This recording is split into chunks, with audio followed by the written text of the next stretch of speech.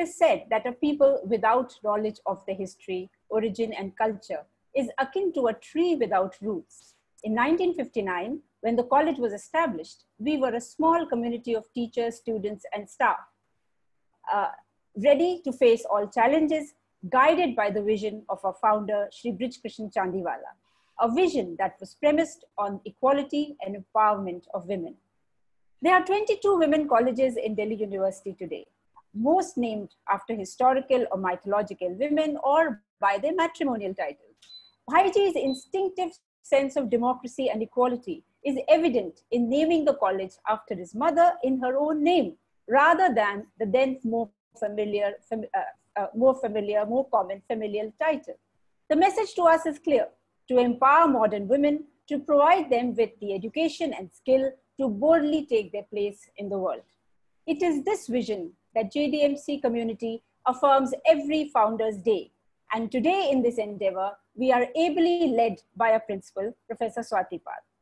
Professor Swati Pal is a Charles Wallace and John McGrath Theatre Studies awardee and has received a Lifetime Achievement Award for a contribution to educational planning and administration from WAGE.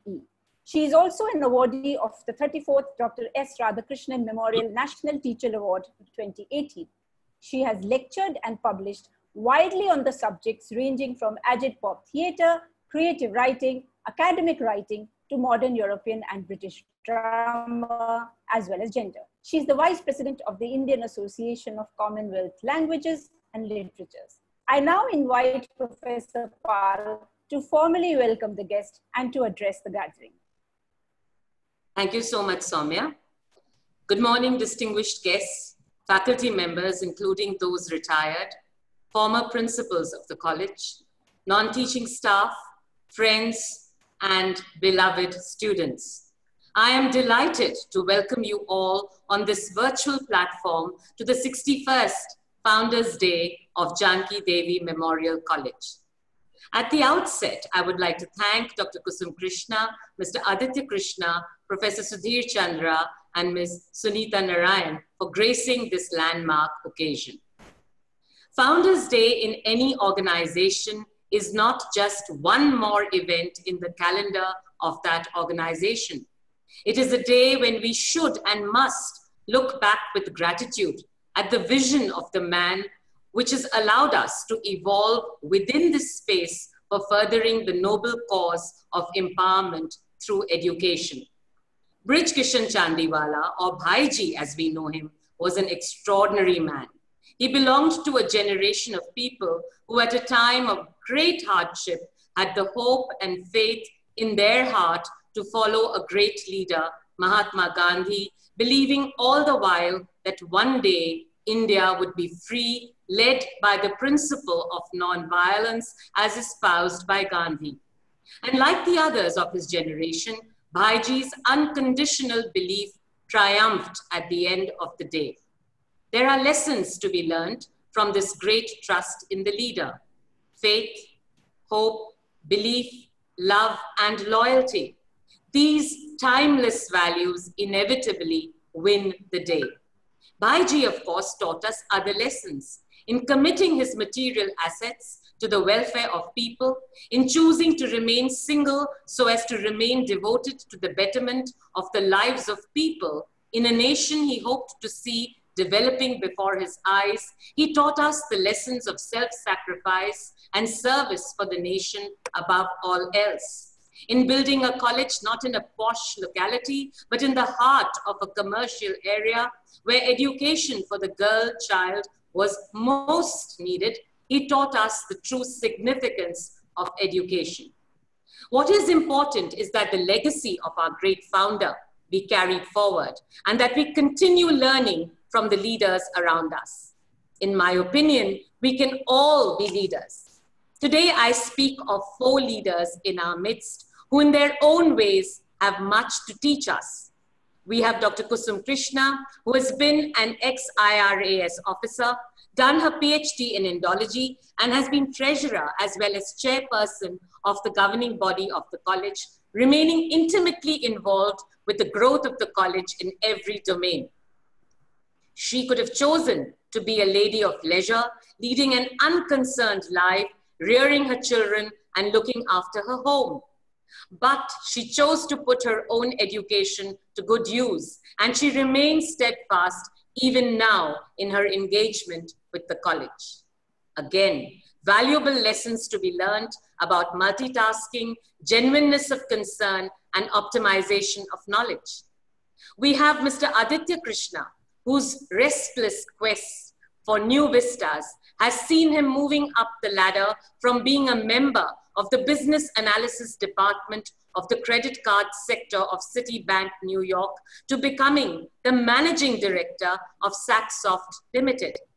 Mr. Krishna too had the choice of handling his family estate perhaps, but he chose to be a self-made man in that he never stopped at easy options. He always strove to better himself. This self-fashioning on his part, as also that of Dr. Kusum Krishna, has enabled them to be philanthropic as well, and their charities are well known. From Mr. Krishna, we learn the lesson of self-evolution. And we also have with us Ms. Sunita Narayan. She is perhaps India's most well-known environmental activist and has been included on Time's list of 100 most influential people. She's also been interviewed by Leonardo DiCaprio. The lessons that we are learning now as the COVID-19 virus has completely changed our sense of the normal, our insights that Ms. Sunita Narayan had a long time ago. We learn the value of farsightedness and responsibility for the environment from her, as she is known to be passionate, energetic, and relentless in her efforts to curb environmental pollution, and she is fearless in her communication. And we have Professor Sudhir Chandra, whose intellectual prowess is known the world over.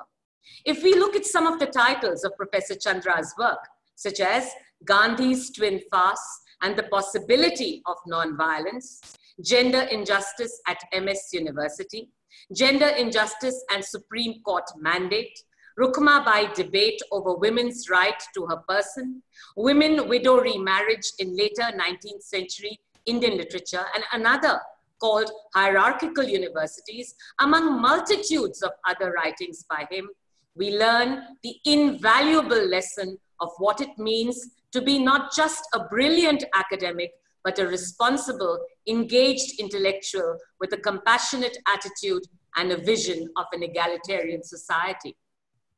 Now, my attempt by speaking about these four leaders has been to remind us all that while we do continually derive inspiration from our noble founder, we need to look around and perceive the true torchbearers of the values he stood for. We have them in our midst. And so we must all strive to learn from Bhaiji as well as from the living leaders we see around us. The leadership qualities that we can spot in each other. In following the footsteps of Bapu, Bhaiji became a great leader. We too can do the same. My warm wishes to us all on the occasion of the 61st Founders Day of the college. Thank you. Thank you, Professor Pal.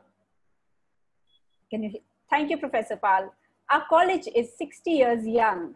On the 61st Founders Day, let us revisit our history, recall the luminaries who have graced our campus over the years, and showcase the journey traversed by the college through a short film that was made under the supervision of Ms. Vandana Madan and Dr. Payal Nagpal for a recently concluded Diamond Jubilee.